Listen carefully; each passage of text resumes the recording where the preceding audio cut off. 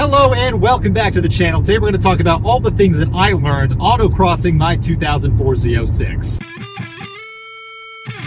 Alright, so what I'm going to do in this video is talk about what I learned about the car and not what I learned about racing and how to run fast times. Because quite frankly, I don't run fast times, and if you want better advice on how to do that, you're better off checking out a different video. But for everyone else, I got a new to me 2004 Z06 not too long ago. I did my first autocross event with it semi-recently. The only thing I did prior to that event was change out the brake pads and rotors on all four corners of the car. Other than that, I just took the car as it was and I ran the event. Because quite honestly, there's no point in trying to spend money to dial in a car if you have no experience with it, you have no baseline, and you don't know what you like or dislike about the current setup. But as I said at the end of the autocross video, I now have a feel for that setup, and I've got a couple areas that I think can be improved. So number one is brake feel. So I got pads and rotors done on all four corners, but what I didn't get done was a full fluid flush. So even though I have these nice new grippier pads, the fluid that's in the lines that puts the pressure to the calipers, that is the old fluid, and it still has potentially a little bit of air or moisture in it. So when you push down the pedal, you get a little bit of sponginess before those start to bite in. You can see this in a few places when I was doing the runs, but the biggest one was going into the final stop box. I wasn't diving far into the stop box, and I should have gone on much later. And what I was worried about was that either I would get disqualified from my run by overshooting the stop box, or worse than all of that, hit somebody who was working to manage the cones at that final stop box. There's no situation in which I want to put somebody else in danger because I'm trying to run faster times for an event that in reality doesn't really matter if I don't attend every single event this season. Another thing I noted is I want to get a little bit smoother, especially with my turn in, especially with left to right transitions. So especially in high speed slaloms, I was getting the car a little bit unsettled. Now obviously I've got work to do as a driver. I can improve on my end, but the other thing that I noticed was that the car turns in very differently from the left side to the right side, with all other conditions being the same. If I throw the car into a left-hand bend or a right-hand bend at the same speed under the same conditions, the car's grip level is just a little bit different from one side to the other. Part of that is because of the tires. I'll touch more on those in a second. A bigger part though is the suspension alignment. I suspect that the camber and the toe, especially in the front corners, are slightly uneven from one side to the other. Now just looking down the edge of the car, I can see a little bit of an angle change for the camber, but the behavior of the car under load, especially when you're throwing it into a corner, that tells me that how far the wheels are pointed in towards the center or outwards from each other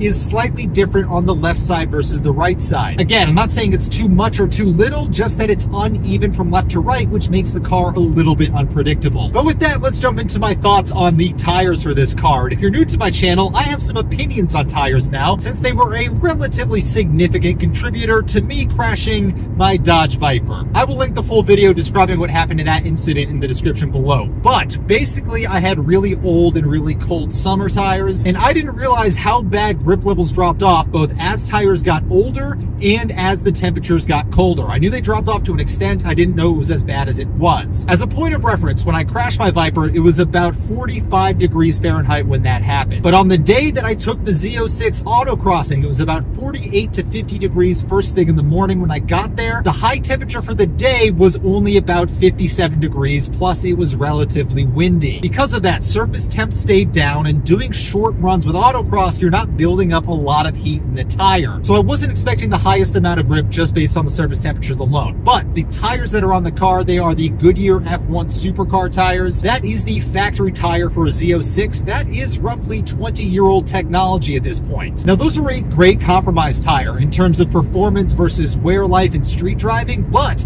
they are still ultimately a compromise tire. They aren't going to have as much grip as a designated track or autocross tire. So a lot of the other people I was running against, they had these 200 treadwear dedicated autocross and track tires. Those are going to have better grip to begin with, and some of them are still designed for autocross settings. They're designed to have maximum grip even when they're relatively cold because they know you're going to be doing short runs. Beyond that, I checked the age of these tires. Even prior to buying this car, the tires are getting a little bit old. So the front tires have good tread. They're about 2 years old though, but the rear tires are at the minimum wear indicator. They are at the absolute minimum amount of legal tread before they have to be replaced. Now, like I said, I knew that when I bought the car. I knew that going into this event, but I still wanted to see how these behaved prior to spending a ridiculous amount of money on new tires tires only to find out that I'm terrible at this anyway. And beyond being at minimum tread, those rear tires are about 5.5 years old anyway. So one way or another, they're already at the end of their usable life, and I expected the grip level to be a little bit lower. But combining all these factors, relatively colder day, relatively older tire technology, the rear tires are older and they're low on tread, and the front tires aren't exactly new either. You can see the car, especially the rear of the car, starting to break out and get a little bit loose, especially coming out of the sharp corners on throttle. And part of that is my throttle control, right? I have throttle control, but I don't know where the limits are yet in this vehicle just because it's new to me and I'm still learning it. But let's be real here, with the lower grip conditions and the learning curve, I was straight up sloppy in some of the areas. There was a lot of improvements that I could have made there. Now with that said, there's still some things I can do prior to buying new tires. Again, learning the throttle control, learning the car better, and then beyond that, playing with tire pressures a little bit more. Those will ultimately help me out a little bit with the traction that is available, but I will be limited eventually by the overall grip level of those tires and of the suspension settings. Especially in that setting at low speeds, I did not find power to be limiting at all. On the road like this, there's times where I want a little bit more power just because I'm coming from the Viper and I'm used to having a little bit more. But in the autocross setting specifically, where you're at low speeds, you're focused on grip, you're focused on handling, there was never a point that I was wishing I had more power. If anything, I almost had too much power for every single section of the track. Now there are two final areas I do think I could really improve. The first is launching the car, which only really matters in an autocross setting, because track days, you're already driving the car and you're starting on a fresh lap. Now part of that was, again, the tires and the grip level given the conditions of the road that day, but I could be a little bit better about getting off the line faster. And the next area I think has some improvement is in the shifting. Now, especially with the 1-2 shift, it felt a little bit crunchy as part of my launch, but in general, I just don't know how the car behaves yet when I'm throwing it into a different gear while mid-corner under load. A part of that is still me getting used to the car, and I could tell noticeably that my shifts were a lot faster at the end of the day than they were at the start of the day. However,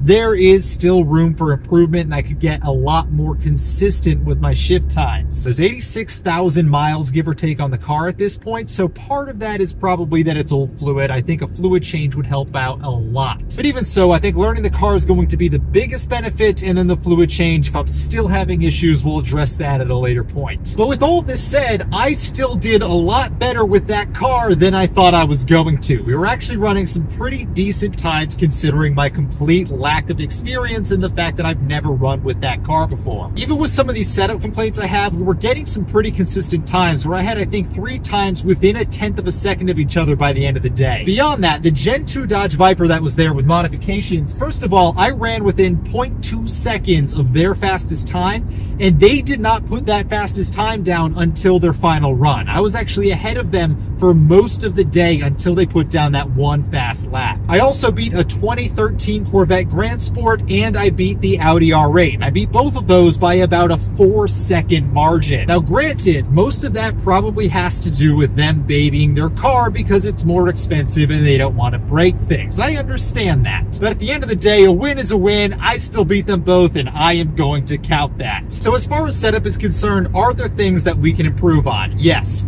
Do I want to go out and necessarily spend a bunch of money on it right now, knowing that I'm still learning the car? Not really. So what we're going to do instead is just send it and see what happens. And to be honest, I don't know what's going to happen. I am planning to do a full track day on a road course with this car. It is much higher speed, it is relatively higher stakes, but it is also a lot more rewarding if you get it right. Before that, I am going to do a brake fluid flush. That is a safety issue, especially at the speeds you hit on a full-size racetrack. I don't want to have a situation arrive where I don't have brakes going into a corner at 130 miles an hour. That is not going to be a good time. But other than that, nothing is a major safety issue. Everything else is a learning curve or is a minor setup problem that doesn't prohibit me from going out and having fun. So let's go out and have some fun. So expect that in the future, but that is going to do it for now. So thank you guys for watching, and I will see you next time. I don't know why his lights are on. Oh, nerve-wracking.